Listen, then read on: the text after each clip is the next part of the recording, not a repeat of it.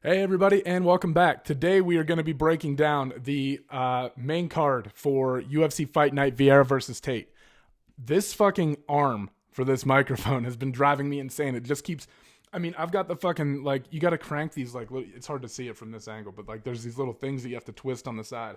I've got this one, the fucking base of it, tightened as far as it'll go. And it just keeps slowly it never used to do this shit, man. So anyway, I'm just letting you guys know, if you see me constantly fucking with this thing throughout the podcast episode, that's why. Anyway, we got some pretty good fights lined up today. Obviously, Miesha Tate is returning. Not returning. She made a big return against Marion Renault where she picked up a third-round TKO win. But she's fighting a more legit contender in Ketlen Vieira, right? A woman who was really hyped up before her knockout loss to Irene Aldana. I think a lot of people saw her as maybe a promising title contender, right? So some interesting matchups on this card. But before we get into breaking it down, I really want to take a look at some of these headlines, right? One thing that keeps popping up that I keep seeing over and over again is that Kamaru Usman wants to box Canelo Alvarez. And man, I personally just feel like it's a terrible idea. I feel like Kamaru Usman is undoubtedly one of the best, if not the best, pound-for-pound mixed martial artist currently active today, right? Bad motherfucker. And I think that he thinks because he's so fundamentally sound and because he has a good jab and stuff, right, that he might have a chance against Canelo Alvarez. But Canelo Alvarez is probably the best boxer alive right now in terms of pure skill, right? I would say so. And he's in his prime. He's 31 fucking years old. The odds that Canelo Alvarez are going to lose to Kamaru Usman in a boxing match are very, very slim, right?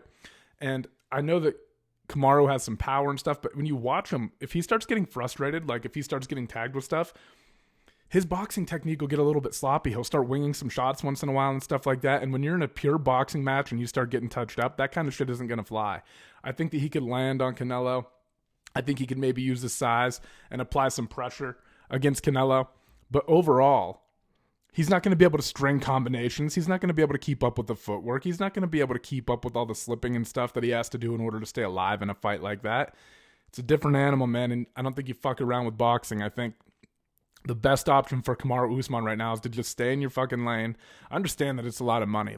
From that perspective, if you want to go do that, do it. But I don't think your odds of winning are very good. I think your reputation, when it's all said and done, would be better if you just stayed in your lane, kept defending your belt, and kept taking big money fights in the UFC, right? Especially because you got guys like Khamzat Chimaev knocking on the door.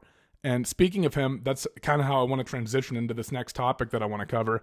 Khamzat Chimaev and Jack Hermansson recently just had a freestyle wrestling match where Khamzat won pretty soundly.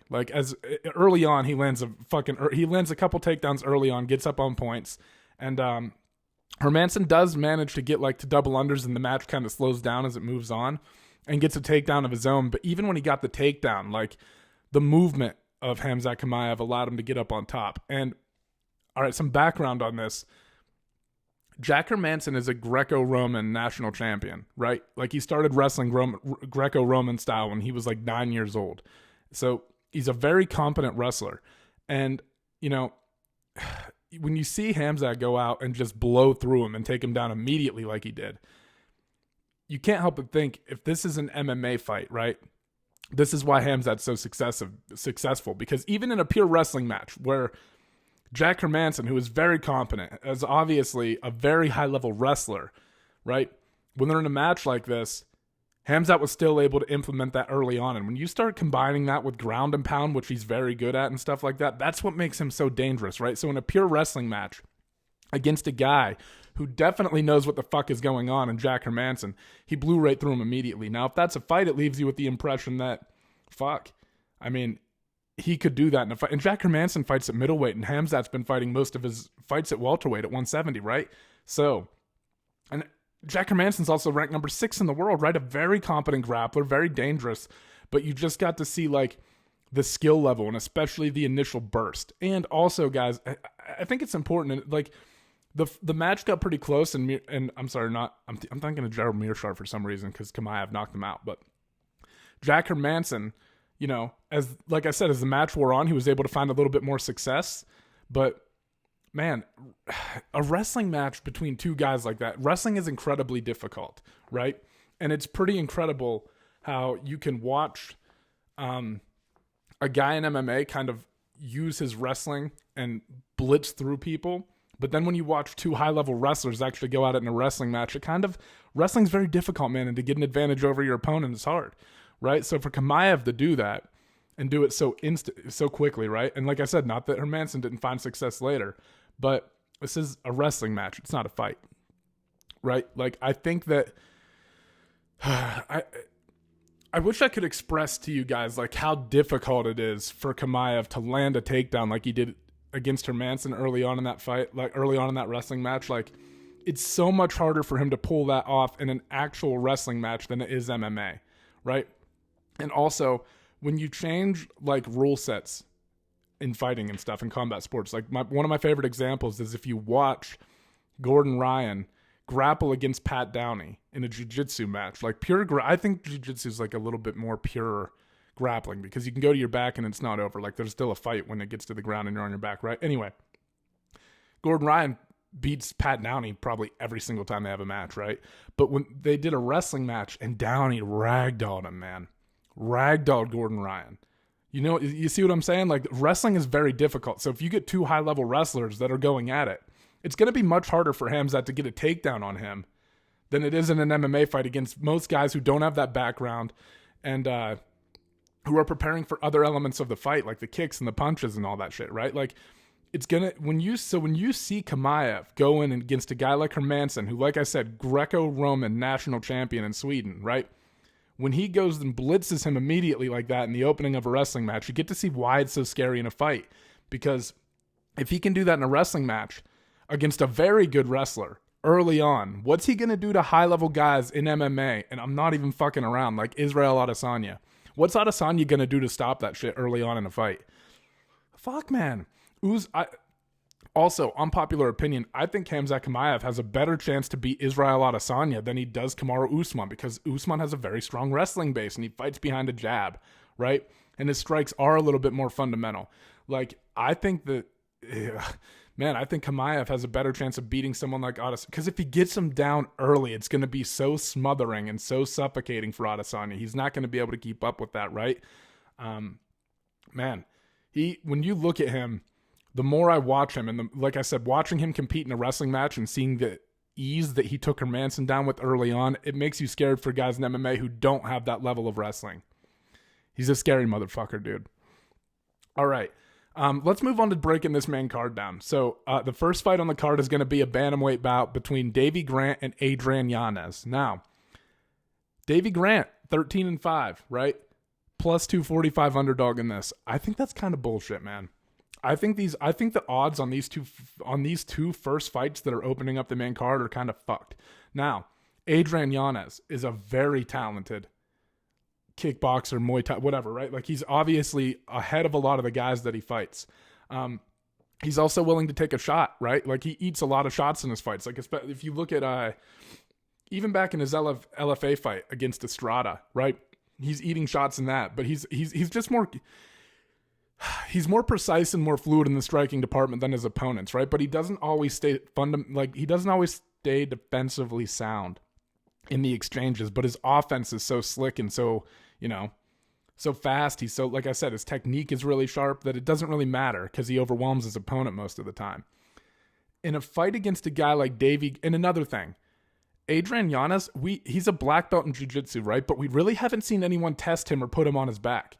Estrada, who was a guy who wrestled in high school, now in that LFA bout that I was talking about, this was before Yanez came onto the Contender Series, right, and earned his contract, where he knocked the guy out in the first round, Brady Huang, I hope I'm pronouncing that correctly, but in this fight against Estrada at LFA 78, the one that preceded his Dana White Contender Series premiere, Estrada was a guy who was a high school wrestler, right, had a very strong wrestling background, and only attempted one takedown at the end of the third round, and Yanez, was beating him up over the course of the fight, in my opinion, dotting him up. So going for a takedown that late in the fight, you might think you're going to seal up the third round or something like that. Yeah, maybe, but it was fended off pretty easily, but you're tired. Davey Grant is a guy who I think he kind of fell in love with his hands a little bit over the last few fights, but he's a guy who can wrestle, man.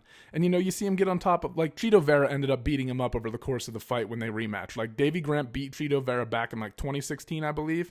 And then they rematched in June of this year, right? So just a few months ago. And Chito Vera kind of beat him up in that fight, right? Made adjustments. And Chito Vera is obviously much better than the first time they fought. But my point is that Davey Grant made the fight difficult for Chito Vera. It wasn't an easy fight for him to win, right? And I'm telling you, man, Grant has this awkwardness and this movement where it makes it hard to get a read on him. And one of the other things that I see out of Yanez is that when guys slide off to his right, he has a hard time cutting them off a little bit. He tends to follow. Not a lot, but just a little bit. He follows just a little bit. And Grant is going to be a guy who's changing stances. He's going to be using a lot of kicks. He's going to be attacking from a lot of unorthodox positions. And I think that creates problem for Yanez, at least early on. Here's the thing. There's a lot of factors going into this fight, right? Like, and it's not that I think Yanez wins. Like, I think Yanez is just too technical. But if you look at a lot of his fights, like especially the best example is Randy Costa. When Randy Costa came out in the first round, he absolutely put it on Yanez, like probably a 10-8 round, like started fucking him up. And then, Yanez started to get a little bit of momentum back at the end of the round and then came out in the second round when Costa was tired and just fucked him up. So Yanez is willing to like kind of wait for some of that energy to come out of the fighter, right? I think Davey Grant, his cardio, you will see him fade a little bit in the third round, but I think his cardio will last longer. I think, like I said, he attacks awkwardly, and I think he has a surprising amount of power. He throws these weird hooks, right? Like they come out kind of wide and they're not very technically sound, but when he lands and starts throwing them together, you can tell like when the first one connects and the second one follows up, it creates this like weird momentum or this like what's the word? Like it's like not a combination, like what the fuck is it? Like an accumulation of shots, right? Like boom, boom, boom. And you can tell it starts rocking the guys and they get caught off guard by this. And like I said, it's coming from weird angles. He's hard to time. He moves a lot. And if Yanez gets caught following him around the octagon, that could be trouble because he might fall into traps, right? And also Davey Grant is a pretty good take. Like I said, he's kind of fallen in love with his hands a little bit. He knocked out Martin Day, then Jonathan Martinez, but he can wrestle. Now, we brought up how Adrian Yanez has his black belt, right? It's going to be interesting to see if Davey Grant, once he gets Yanez down, if Yanez is going to be able to work his way back to his feet. I personally think that like Grant is pretty good at getting the takedown and he'll hunt for them pretty relentlessly, like he'll go for them over and over. I don't think his control is going to be enough to keep Yanez down. I think Yanez, this is a tough fight, man. And it's not that like, I think Yanez wins.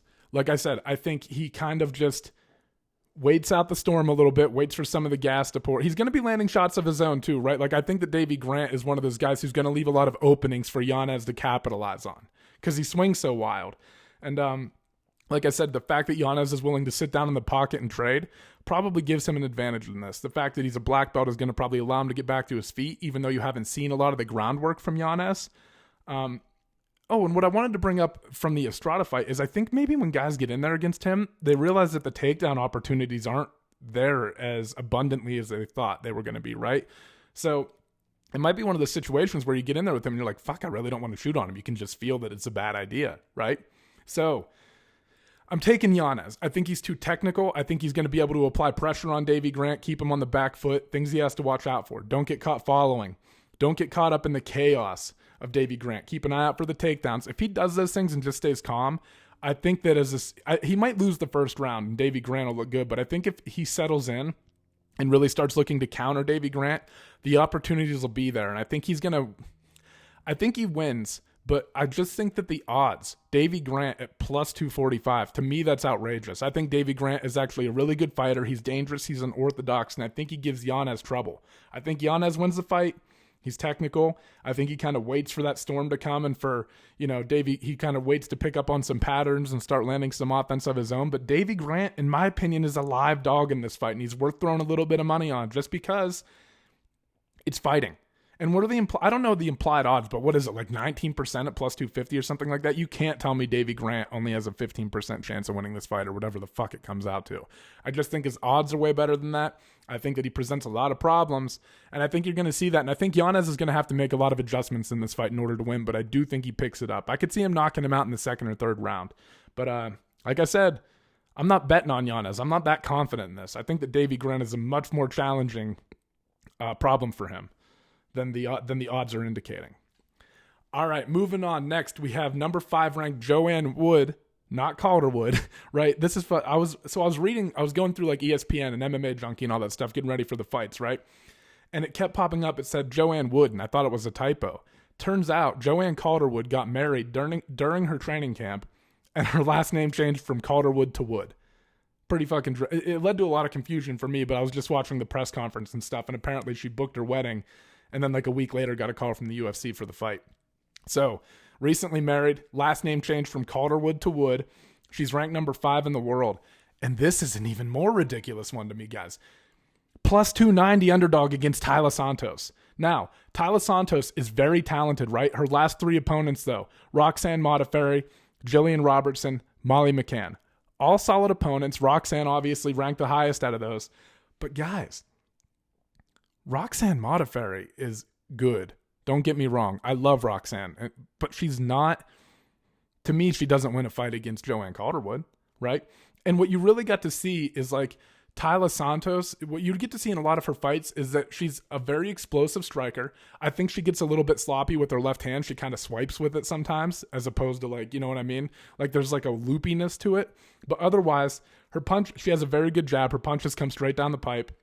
Like I said, a little bit of awkwardness with her left hand sometimes when she throws. But for the most part, everything's explosive. She's going to be a lot faster than Joanne Calderwood. But I think she has a tendency to headhunt until she gets in situations like the clinch where she's really... This is one of the more interesting things to watch out for in this fight is going to be the clinch battles between Joanne Calderwood and Taila Santos because they're both very good there. They're both very good at getting that Muay Thai clinch, getting their hands behind her head, and landing knees and stuff from there in those tight positions, right? So that's going to be something interesting to watch out for. I think they're pretty even there. So those clinch battles might end up coming down to not who's landing better during the exchange, but who's landing after they break, right? Who's landing the shots after they break and who's following up. Taila Santos is also she didn't start training until she was in her teenage years. I think she was 16 or 19 when she started picking up Muay Thai and then picked up jiu-jitsu and all these other things afterwards, right? And she's very talented, like I said, very explosive. But man, Joanne Calderwood's last 3 opponents, Lauren Murphy, who challenged for the title against Valentina Shevchenko, Jessica Ai, and Jennifer Maia, right? Joanne Calderwood has undoubtedly seen the more talent, the better talent in her last few fights. And personally, I thought she won her last fight against Lauren Murphy. I thought she won rounds 1 and 3. Lost round 2 for sure. But just dotting Lauren Murphy up and just constantly touching her. And I think that's the thing that people are sleeping on JoJo about in this fight. Like, Joanne Calderwood is very good at just touching you, and not just like Taila Santos has that tendency to headhunt a little bit. Not Joanne Calderwood. JoJo will piece up every single section of your body, right? And she's capable of throwing head kicks up there that are powerful. She'll always just reaching out and touching you. Front kicks to the body, leg kicks, head kicks, everything. She attacks with a very wide variety. And I think that her kind of demeanor, her soft-spoken attitude, her sort of and just the way she fights, she's not like a fucking, like a marauder, right? Like she's not coming at you like that. She's just very technically sound and very composed. I don't get it, guys. Like, Taila Santos, like I said, very talented, very explosive, a very good wrestler, right? Very good at getting in and getting her hands locked together underneath the butt of her opponent and elevating them and getting her takedowns. She's a very good wrestler. But Joanne Calderwood, people forget, man, she took Jennifer Maia down before Maia armbarred her in a jiu-jitsu transition, essentially. And you look at her ear, man, she's got cauliflower ear. Joanne Calderwood knows how to wrestle. She's a very fine, well-rounded martial artist. And plus 290 against a girl who hasn't fought the level of competition that she has, to me, it's fucking disrespectful. I think Joanne Calderwood is another live dog in this fight. And not only is she a live dog, I think she wins this fight. I think that just over the course of 3 rounds, the style of Taila Santos, where she's going to be headhunting a little bit more than JoJo, and where she's going to be looking for these takedown attempts, and JoJo's going to make it difficult for her. When it gets to the ground, she's probably going to get back up, right? JoJo's long. Probably the longest girl that Taila Santos has faced. So when she can't hold her down anymore, what's she going to do when JoJo gets back up and just starts touching her again repeatedly? To me, that's the biggest difference. I think JoJo is going to beat up every piece of the body, and she might lose situations. But as the fight wears on, I think that body work, that leg work, and just the well-rounded abilities of Joanne Calderwood, I think Joanne wins this fight via decision. I think you see Taila Santos kind of start off hot and then get a little bit disheartened as JoJo just keeps touching her and just keeps staying the course. JoJo's been in these situations before. Like I said, she's very composed. This is a big moment for Taila Santos, fighting the number 5 ranked girl in the world. You have an opportunity to crack into the top 5 and start getting these fights that are going to propel you towards the title. Man, I like Joanne Calderwood, though. Joanne Wood. I'm sorry, I keep saying Calderwood. Joanne Wood, the newly married Joanne Wood. I'm taking her in this fight, man. I really think she's going to win. I think that it's going to be eye-opening for Taila Santos what that level, because like I said, you watch Joanne Calderwood, and I think people watch and go, there's nothing really impressive about her. No, Joanne Calderwood can fucking fight.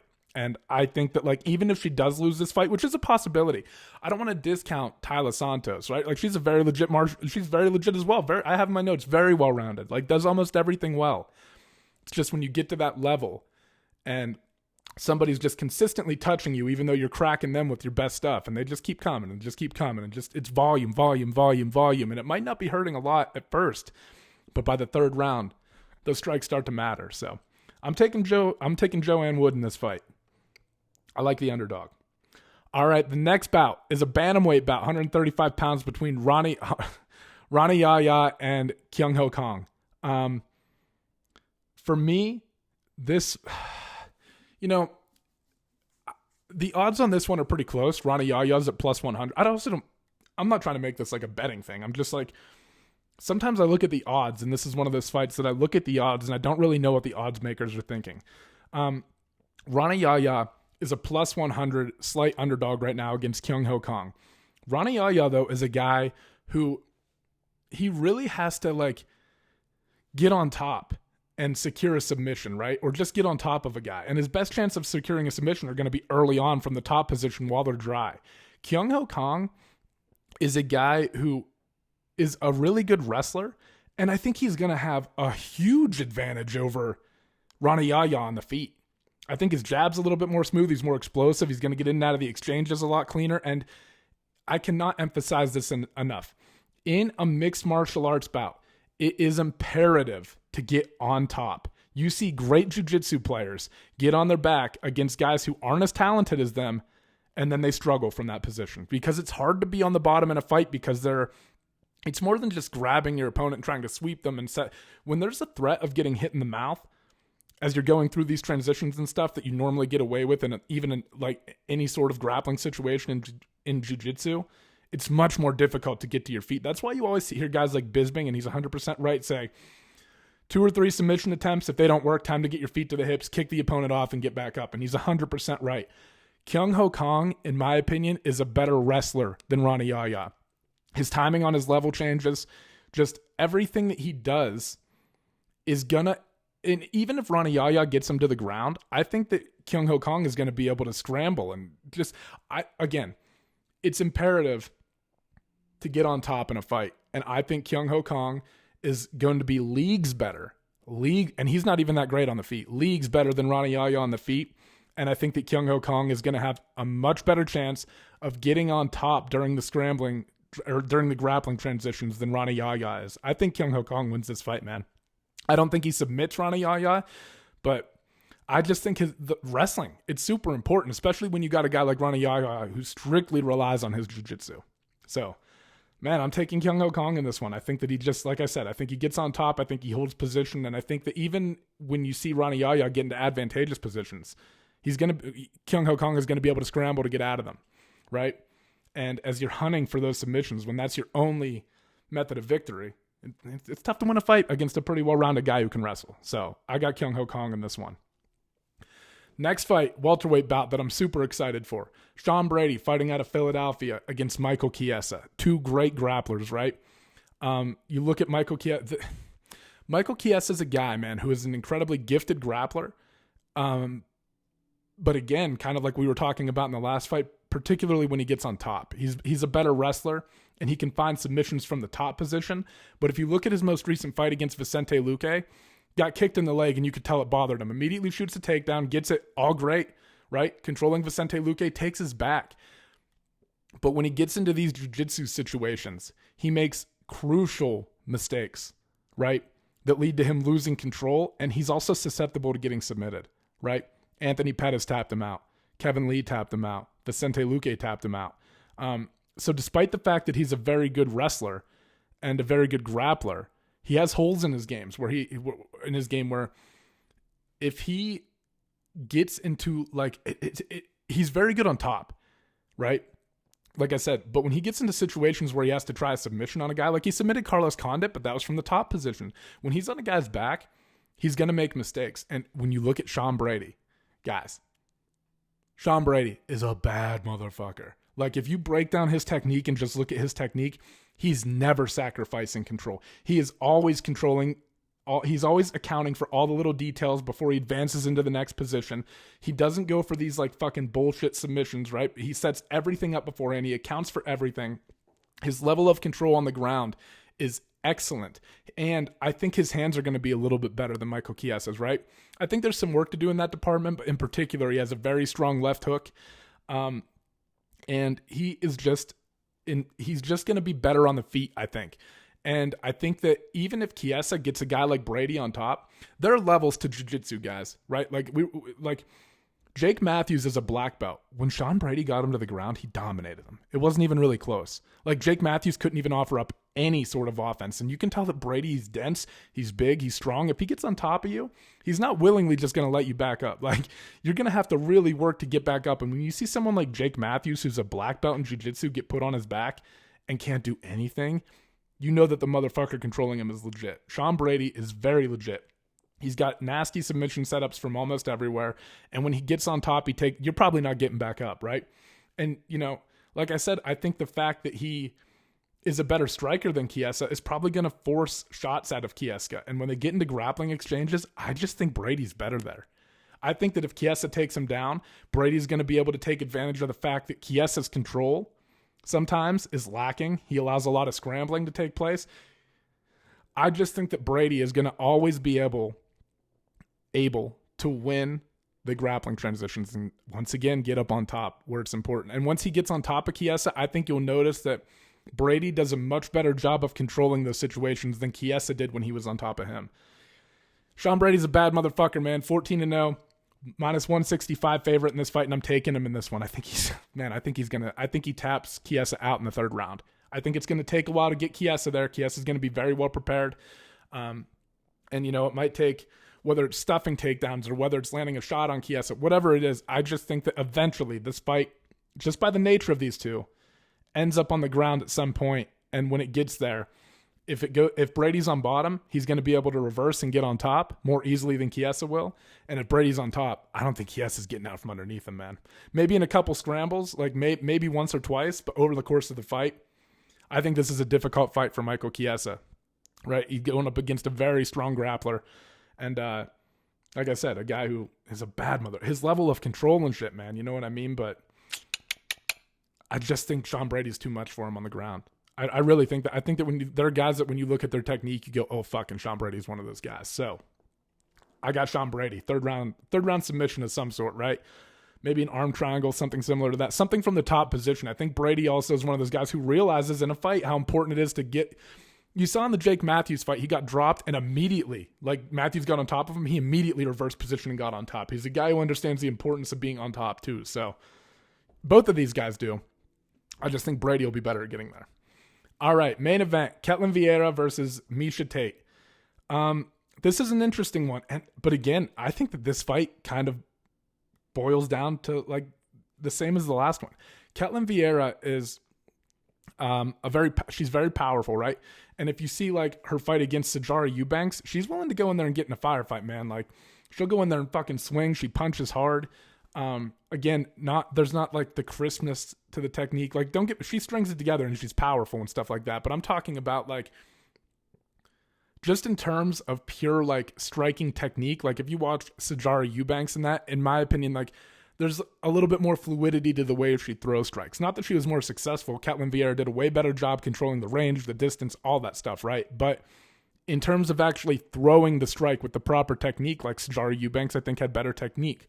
So I think Ketlen Vieira is lacking in that department a little bit. Although if you can do your timing, it doesn't always matter that you throw your strikes technically like perfect, right? Like if you got the timing down and the distance and all that, it doesn't really matter. If you find ways, Davey Grant's a perfect example. We talked about him earlier. You got to find ways to make your fight style successful, and Ketlen Vieira does that, right?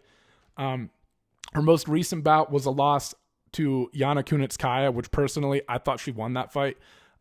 This was again a fight though where it boiled down to who was the better offensive wrestler. In the first round, Ketlen Vieira was. Then in the second round, Yana Kunitskaya came out and just completely turned the tables on her and took her down and dominated her throughout the second round.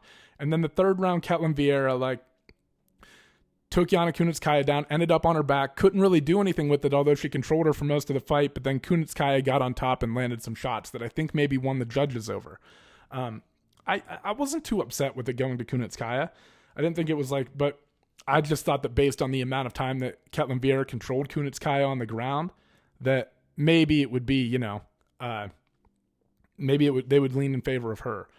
But that second round against Yana Kunitskaya was very telling to me. And again, we're in a situation where I know that Miesha Tate's older, but she looks like she's in phenomenal shape. She looked good against Marion Renault. And she's also, I don't think she's going to sit in the pocket and exchange the way that Sijara Eubanks is against Ketlen Vieira. Like Sijara Eubanks kind of, in my opinion, had a difficult time like covering that distance. If you watch Miesha Tate, the way she fought against Marion Renault, she's fighting with that long jab and taking big steps into her opponent, right? And covering a lot of distance. So I think Miesha Tate is going to back her up with her striking by taking big movements, back her up against the cage and just get the takedown. And this is a 5-round fight. I got Miesha Tate winning this one. I just think that her veteran, like the fact that she's a veteran, her fight IQ, all that shit is going to come into play. And once again, I think Miesha Tate is a little bit of a better wrestler. And if she gets on top of Ketlen Vieira, I don't think Ketlen Vieira is going to get her off. And again, a 5-round fight, you got to think Miesha Tate's been in this situation plenty of times before, and this is a big spot for Ketlen Vieira to be headlining a card. I really think that it boils down to the fact that Miesha Tate is better at getting on top and controlling her opponent from there. So I'm taking Miesha Tate, guys. I really think she's just going to go out and out wrestle her. That's what I think. I think she's going to control her on the ground. And if you look at that second round against Yana Kunitskaya, the person who is more aggressive and is wrestling offensively is going to win. And I think Tate is a way better wrestler than Yana Kunitskaya, right? And this is a 5-round fight, like I said. I think Miesha Tate at -105 is a great bet. I really think she wins this fight. I just think that the wrestling's too much, man. I think that the striking of Vieira might be a little bit scary, but like I said, I think Miesha Tate's going to throw that kind of long jab where she's stepping into it, just get Vieira backing up, get the fight up against the cage, and drag it to the ground repeatedly until she gets like she might get a ground and pounder or submission victory in this one, guys. Like Miesha Tate, I think is just there's a lot of fights on this card where it's going to boil down to this. She's just a better wrestler. So I'm taking Tate, man.